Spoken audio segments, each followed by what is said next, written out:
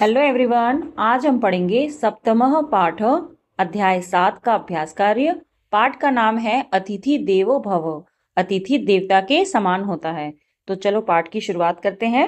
तो पहला प्रश्न दिया है, पाठस्य आधारेण अधोलिखितानां प्रश्नानां उत्तराणि एकपदेन लिखन्तु। पाठ के आधार पर नीचे लिखे गए प्रश्नों के उत्तर एक पद में लिखिए, अर्थात एक शब्द में लिखिए। तो यहाँ पर पहला प्रश्न है, क राधिका कथम चलती स्म। राधिका कथम अर्थात कैसे, चलती स्म चलती थी। राधिका कैसे चलती थी? तो इसका आंसर है कुर्दमाना, कूदती हुई। अब ख देखते हैं, ग्रहे कति अतिथ्य संति। घर में, ग्रहे का अर्थ होता है घर में, कति अर्थात कितने, अतिथ्य मेहमान, संति हैं, घर में कितने मेहमान हैं। तो घर में कितने मेहमान थे? 5। तो क्या लिखेंगे? पंच।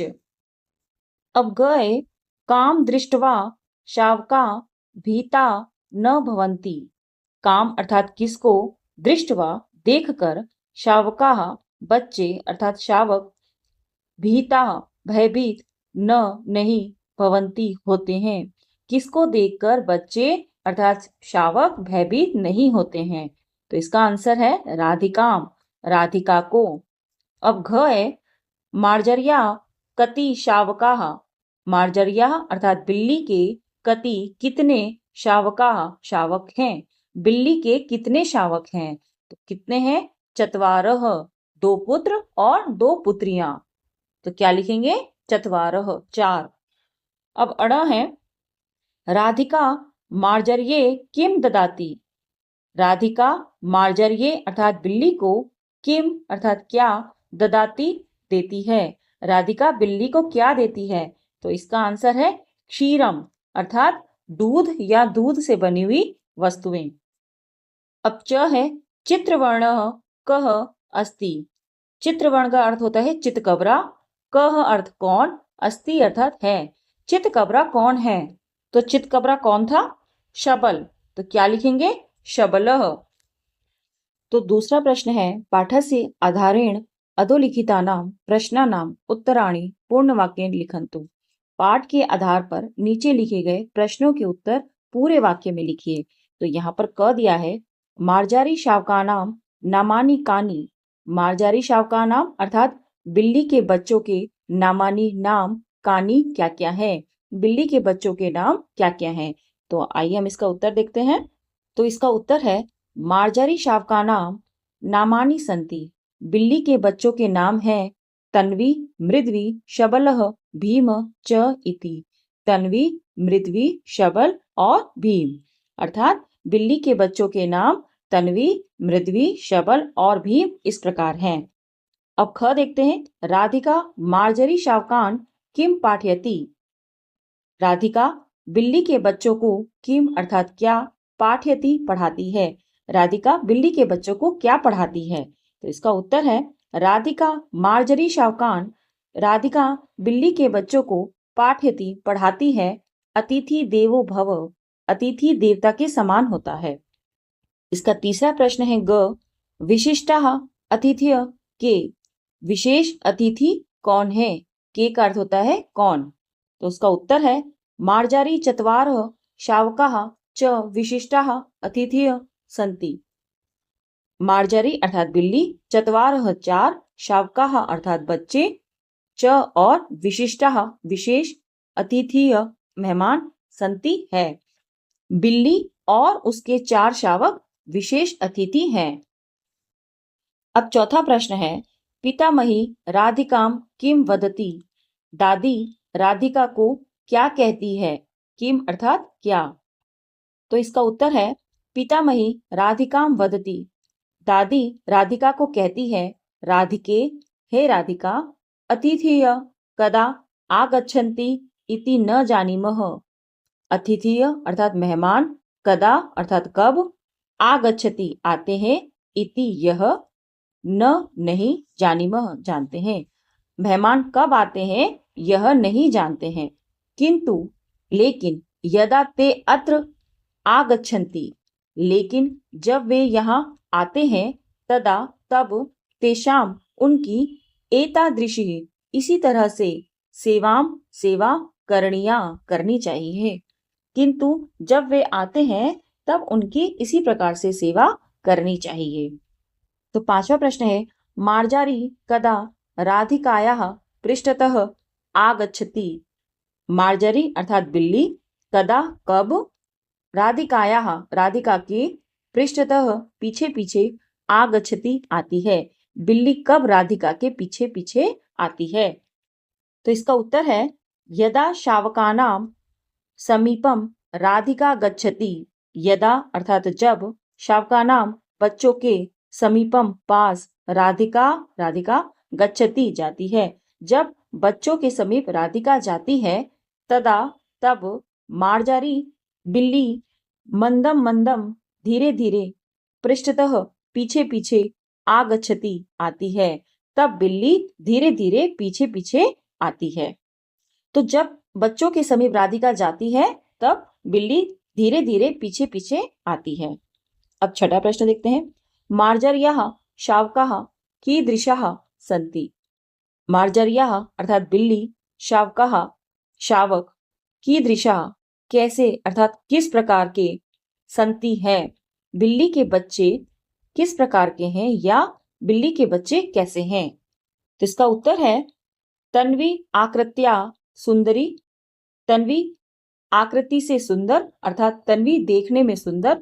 मृद्वी स्पर्शेन अतीव कोमला। मृद्वी स्पर्शेन अर्थात छूने से, अतीव अधिक, कोमला कोमल अर्थात नाजुक। मृद्वी छूने से अधिक नाजुक। शबलः चित्रवर्ण शबल चितकबरा है।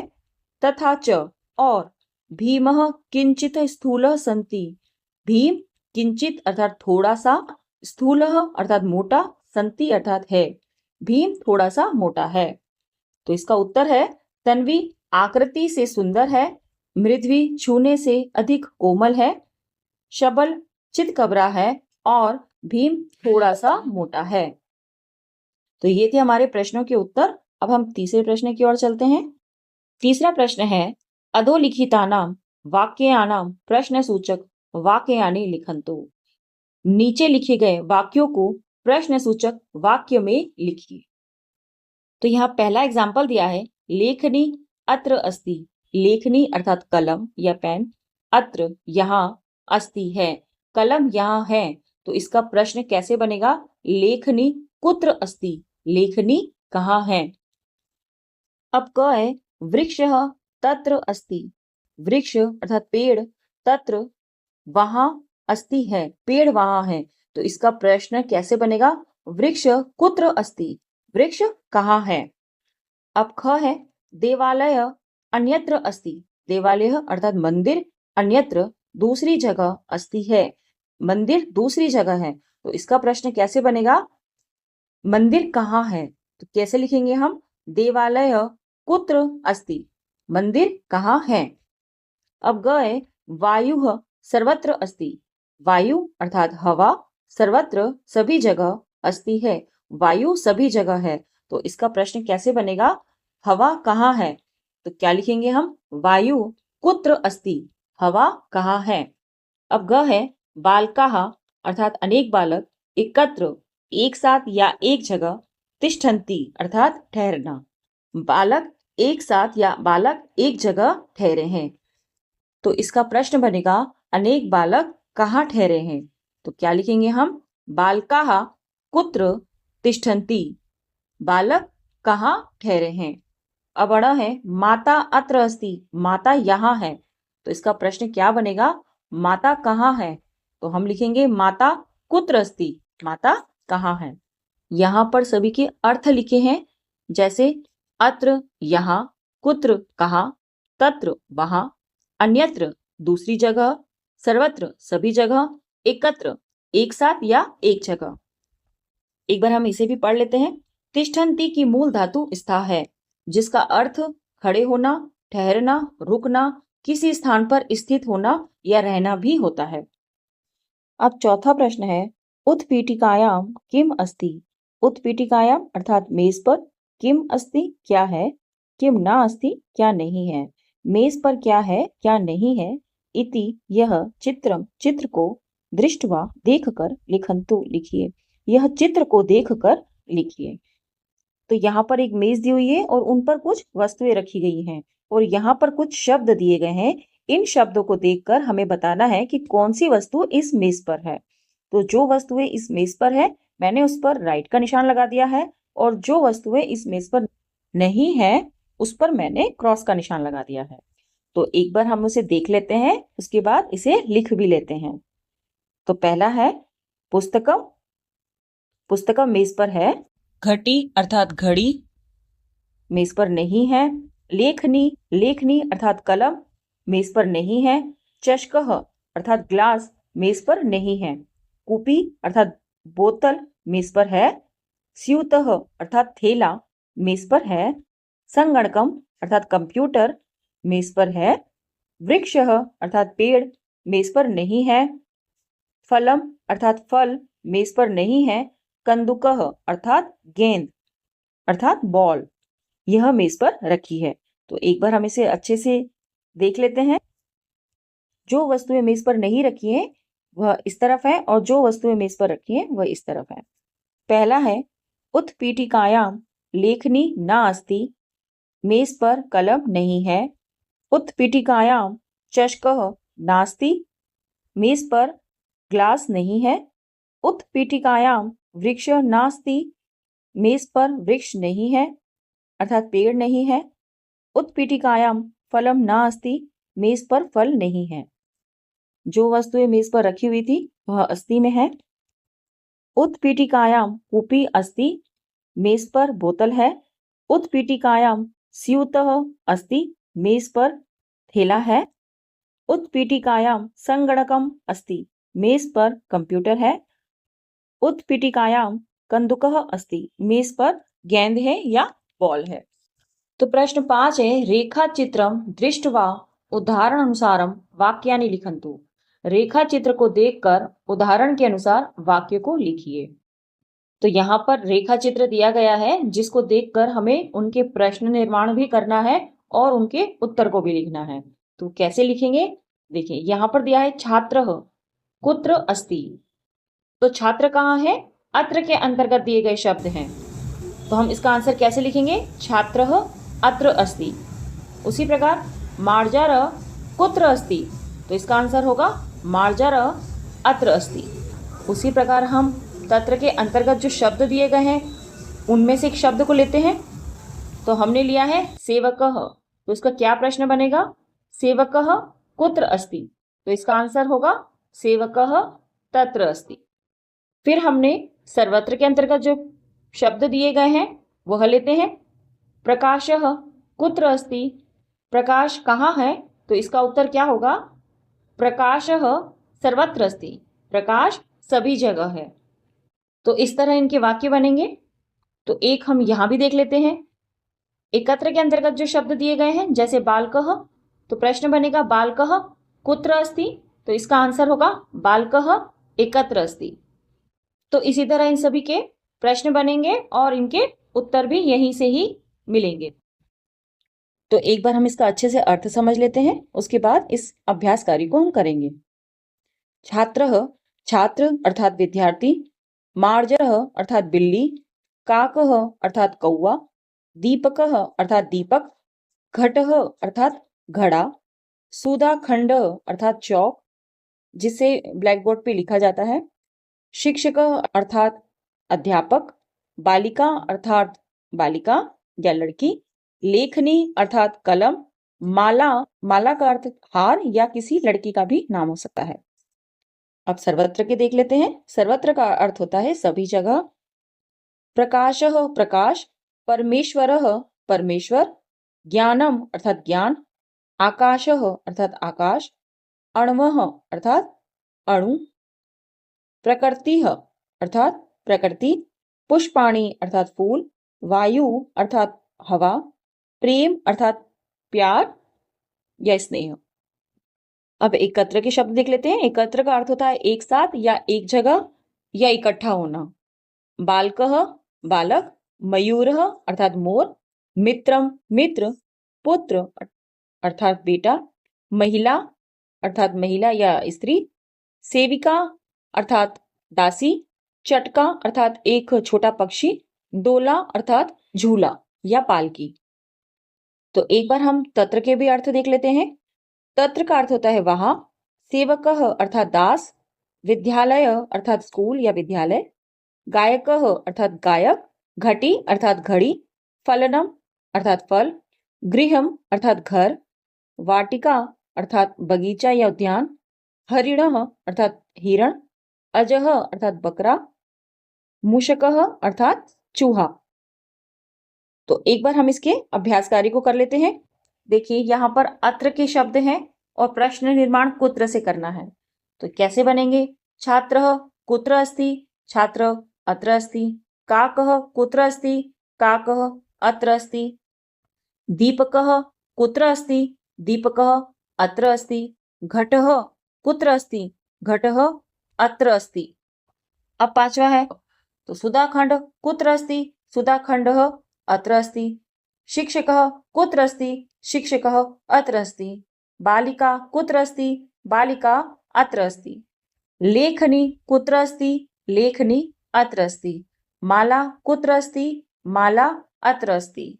माला कहाँ है? माला यहाँ है। अब कुछ ऐसे शब्द हैं जो तत्र के अंतर्गत थे और प्रश्न किससे बनना है? कुत्र से। तो क्या बनेगा? विद्यालय कुत्र अस्ति? विद्यालय कहाँ है? विद्यालय तत्र अस्ति। विद्यालय वहाँ है। गायकः कुत्र अस्ति? गायक कहाँ है? गायकः तत्र अस्ति। गायक वहाँ है। घटी कुत्र अस्ति? घटी तत्र अस्ति। फलम कुत्र अस्ति? फलम तत्र अस्ति। गृहम कुत्र अस्ति? गृहम तत्र अस्ति। वाटिका कुत्र अस्ति? वाटिका तत्र अस्ति। हरिणः कुत्र अस्ति? हरिणः तत्र अस्ति। अजः कुत्र अस्ति? अजः तत्र अस्ति। मूषकः कुत्र अस्ति? मूषकः तत्र अस्ति। अब कुछ ऐसे शब्द सर्वत्र के अंतर्गत दिए गए थे प्रश्न में, तो उसका प्रश्न किससे बनेगा? कुत्र से। तो कैसे? प्रकाशः कुत्र अस्ति? प्रकाशः सर्वत्र अस्ति। परमेश्वरः कुत्र अस्ति? परमेश्वरः सर्वत्र अस्ति। ज्ञानं कुत्र अस्ति? ज्ञानं सर्वत्र अस्ति। आकाशः कुत्र अस्ति? आकाशः सर्वत्र अस्ति। अणवः अर्थात अणु कुत्र अस्ति? अणवः सर्वत्र अस्ति, सभी जगह है। प्रकृति कुत्र अस्ति? प्रकृतिः सर्वत्र अस्ति। पुष्पाणि कुत्र अस्ति? पुष्पाणि सर्वत्र अस्ति। वायुः कुत्र अस्ति? वायुः सर्वत्र अस्ति। प्रेम कुत्र अस्ति? प्रेम सर्वत्र अस्ति। अब एकत्र के अंतर्गत जो शब्द दिए गए थे प्रश्न में, उसका हम प्रश्न निर्माण करेंगे कुत्र से। तो पहला है बालकः कुत्र अस्ति? बालक एकत्र अस्ति। बालक कहाँ है? बालक एक साथ हैं। मयूरः कुत्र अस्ति? मयूर कहाँ है? मयूर एकत्र अस्ति। मयूर अर्थात मोर एक साथ है। मित्रम कुत्र अस्ति? मित्रम एकत्र अस्ति, अर्थात मित्र एक साथ हैं। पुत्र कुत्र अस्ति? पुत्र एकत्र अस्ति। महिला कुत्र अस्ति? महिला एकत्र अस्ति। सेविका कुत्र अस्ति? सेविका एकत्र अस्ति। डोला कुत्र अस्ति? डोला एकत्र अस्ति। छठा प्रश्न, भोजनशालायां किम किम अस्ति? भोजनशाला में अर्थात रसोई घर में क्या क्या है? इति यह पंचभी वाक्ये 5 वाक्यों में लिखन्तु लिखिए। भोजनशाला में क्या क्या है, इन्हें 5 वाक्यों में लिखिए। तो यहाँ पर एक एग्जाम्पल दिया हुआ है, भोजनशालायां पाचकः अस्ति। भोजनशाला में पाचक है। तो यहाँ पर सूचक पद दिए हुए हैं जिनके आधार पर हमें 5 वाक्य बनाने हैं। पाचकः अर्थात पाचक रसोइया, पात्रम अर्थात बर्तन, तंडुलाः अर्थात चावल, शाकानी अर्थात सब्जियां, अग्नि अर्थात आग, जलम अर्थात जल। तो इनके आधार पर हमें 5 वाक्य बनाने हैं। पहला यहाँ दिया है। दूसरा देखते हैं, भोजनशालायां पात्रम अस्ति। यहाँ पर अस्ति इसलिए लिखा है क्योंकि यहाँ पर ये एक वचन है, तो एक वचन के साथ एक वचन। अब तीसरा है, भोजनशालायां तंडुलाः सन्ति। तंडुला बहुवचन शब्द है इसलिए इसके साथ सन्ति लिखा है, तो बहुवचन के साथ बहुवचन। चौथा है, भोजनशालायां शाकानि सन्ति। भोजनशाला में सब्जियां हैं। अब पांचवा है, भोजनशालायां अग्निः अस्ति। भोजनशाला में अग्नि है। भोजनशालायां जलम अस्ति, रसोई घर में जल है। तो 7वां प्रश्न है, अधोलिखितेभ्य वाक्येभ्य अव्यय पदानि चित्वा लिखन्तु। नीचे लिखे गए वाक्यों में से अव्यय पद को चुनकर लिखिए। तो यहाँ पर यह 5 वाक्य दिए गए हैं जिसके अंदर से हमें अव्यय पद को चुनना है। इस पाठ में जितने भी शब्द गहरे अक्षरों में अर्थात बोल्ड में दिए गए हैं वे सभी अव्यय पद हैं। तो यहाँ पर क दिया है, अमितः गृहात् बहिः गच्छति। अमित गृहात् अर्थात घर से, बहिः अर्थात बाहर, गच्छति अर्थात जाता है। अमित घर से बाहर जाता है। तो यहाँ पे अव्यय शब्द क्या है? बहिः। तो यहाँ पर लिखा बहिः। अब ख है, एकः वानरः वृक्षस्य उपरि तिष्ठति। एक वानर वृक्ष के ऊपर रहता है। तो क्या है इसमें अव्यय शब्द? ऊपरी। अब ग है, सह फलानि अधः क्षिपति। वह नीचे फल फेंकता है। तो इसमें अव्यय शब्द क्या है? नीचे। तो हम क्या लिखेंगे? अधः। अब घ है, तत्र एकः बिडालः अस्ति। वहां एक बिल्ला है। तो यहाँ पर अव्यय पद क्या है? तत्र। तो यहाँ लिखेंगे तत्र अर्थात वहां। अब अण है, बिडालः गृहस्य अन्तः प्रविशति। बिडाल अर्थात बिल्ला घर के अंदर प्रवेश करता है। तो इसमें अव्यय शब्द क्या है? अंतः, अंदर। तो एक बार फिर से इसके अर्थ देख लेते हैं। बहिः अर्थात बाहर, ऊपरी अर्थात ऊपर, अधः अर्थात नीचे, तत्र अर्थात वहां, अंतः अर्थात अंदर। 8वां प्रश्न है, उदाहरण अनुसारम कः कुत्र अस्ति कुत्र न अस्ति इति लिखन्तु। उदाहरण के अनुसार कः अर्थात कौन, कुत्र कहाँ, अस्ति है। उदाहरण के अनुसार कौन कहाँ है, कहाँ नहीं है, इस प्रकार लिखिए। तो यहाँ पर एग्जाम्पल दिया है, सिंह वने कार्यालय। सिंह वने अस्ति कार्यालय न अस्ति। अर्थात सिंह वन में है, कार्यालय में नहीं है। दूसरा दिया है, छात्रः आकाशे विद्यालय। अर्थात छात्रः आकाशे न अस्ति, छात्र आकाश में नहीं है। छात्रः विद्यालय अस्ति। छात्र अर्थात विद्यार्थी विद्यालय में है। अब तीसरा दिया है, मत्स्य समुद्रे वृक्षे। तो इसका हम लिखेंगे, मत्स्य समुद्रे अस्ति। मछली समुद्र में है, वृक्षे न अस्ति, पेड़ पर नहीं है। अब नेक्स्ट दिया है, मधुरता लड्डू के कषाय। मधुरता अर्थात मिठास, लड्डू के अर्थात लड्डू में, कषाय अर्थात कसीला स्वाद। खट्टेपन और कड़वेपन का जो मिश्रण होता है उसे कसीला स्वाद कहते हैं। तो लड्डू में मिठास है, लड्डू में कसीला स्वाद नहीं है। मधुरता लड्डू के अस्ति, कषाय ना अस्ति। उष्णता सूर्ये चंद्रे। उष्णता अर्थात गर्मी, सूर्य अर्थात सूर्य में, अस्ति है। गर्मी सूर्य में है, चंद्रे ना अस्ति, चंद्रमा में नहीं है। वानरः नद्यां वृक्षे। वानरः नद्यां नास्ति। वानर नदी में नहीं है, वृक्षे अस्ति, पेड़ पर है। अब नेक्स्ट है, नौका जले पर्वते। इसका बनेगा, नौका जले अस्ति, नाव जल में है, पर्वते ना अस्ति, नाव पर्वत पर नहीं है। अज्ञानम पंडिते मूर्खे। अज्ञानम अर्थात अज्ञानता, अज्ञानम पंडिते नास्ति, अज्ञानता पंडित में नहीं है। मूर्खे अस्ति, अज्ञानता मूर्ख में है। चंद्रः अमावस्यां पूर्णिमायां। चंद्र अमावस्यायां नास्ति, चंद्रमा अमावस्या में नहीं है, पूर्णिमायां अस्ति। अब लास्ट है, अवकाशः सोमवासरे रविवासरे। तो इसका बनेगा, अवकाशः सोमवासरे न अस्ति, अवकाश सोमवार को नहीं है। अवकाशः रविवासरे अस्ति, अवकाश अर्थात छुट्टी रविवार को है। तो दूसरा प्रश्न है, पाठे स्थूलाक्षरे लिखिताः शब्दाः अव्ययपदानि सन्ति। पाठे अर्थात पाठ में, स्थूला अक्षरे अर्थात गहरे अक्षर, लिखिता गहरे अक्षर में लिखे गए शब्द अव्ययपदानि सन्ति, अव्यय पद हैं। अत्र यहाँ, इति अव्ययम परिशीलयामः।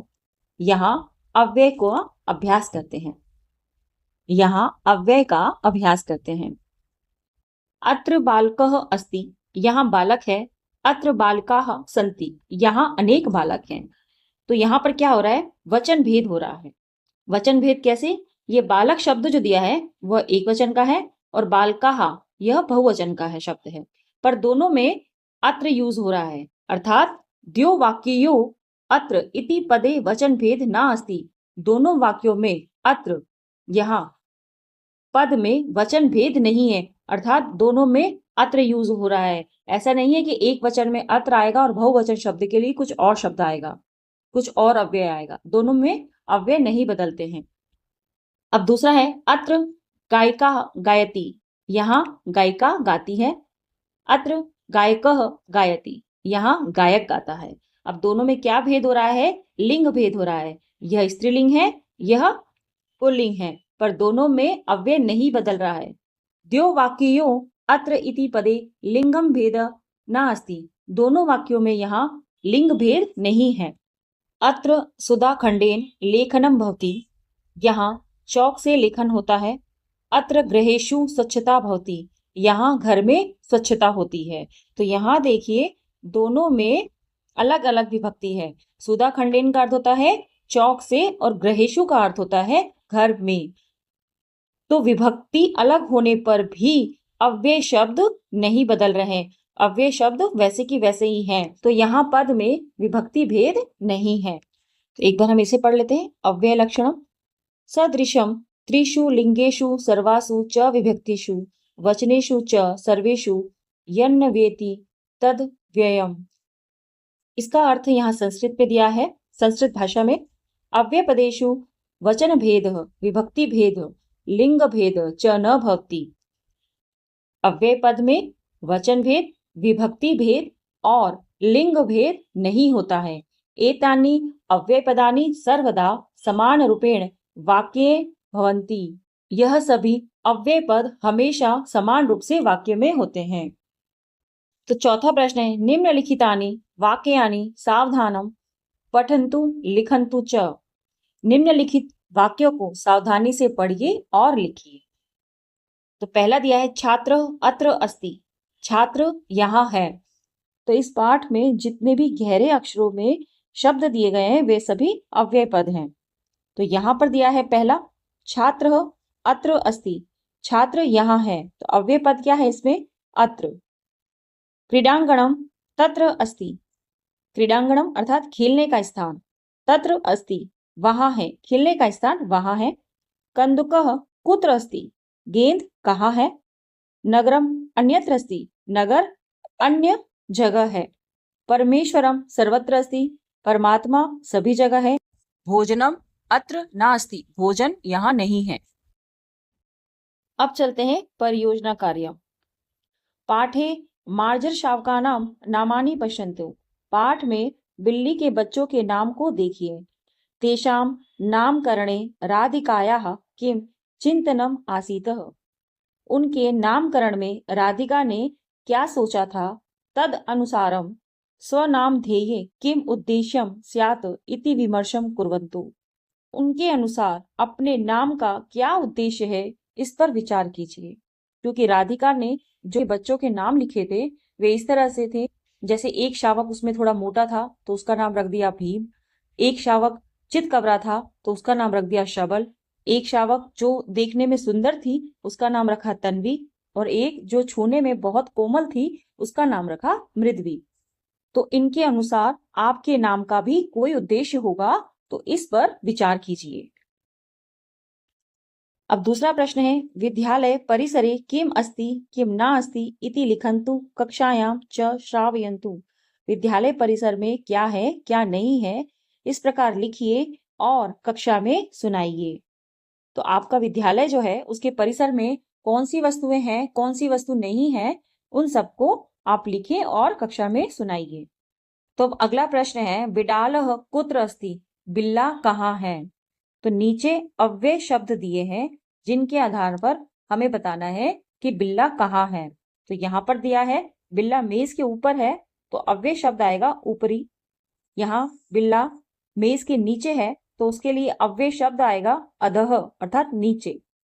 अब बिल्ला मेज के कोने में बैठा है तो उसके लिए अव्यय आएगा कोणे। अब बिल्ला बीच में बैठा है, उसके लिए अव्यय आएगा केंद्रे। अब बिल्ला इस बॉक्स के पास में बैठा है, तो उसके लिए क्या आएगा संस्कृत में अव्यय शब्द? समीपे।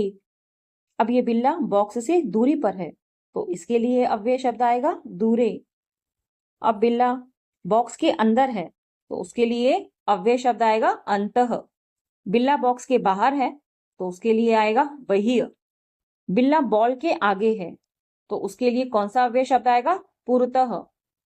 अब बिल्ला बॉल के पीछे है, तो उसके लिए अव्यय शब्द आएगा पृष्ठतः। अब यह बिल्ला बच्चे के दाएं तरफ बैठा है, तो उसके लिए क्या आएगा? दाएं तरफ अर्थात दाहिने हाथ पे बैठा है, तो उसके लिए आएगा दक्षिणतः। अब बिल्ला बच्चे के बाहिने हाथ की तरफ बैठा है, तो उसके लिए आएगा वामतः। तो ये सभी क्या है? अव्यय शब्द हैं। इस पाठ में जितने भी गहरे अक्षरों में शब्द लिखे गए हैं वे सभी अव्यय शब्द हैं। तो ये था हमारा सप्तमः पाठ अतिथि देवो भव का अभ्यास कार्य। अगले वीडियो में हम पढ़ेंगे अष्टमः पाठ बुद्धि सर्वार्थ साधिका का हिंदी अनुवाद। अगर आपको ये वीडियो पसंद आया हो तो प्लीज लाइक करें और चैनल को सब्सक्राइब करें। Thank you. बाय।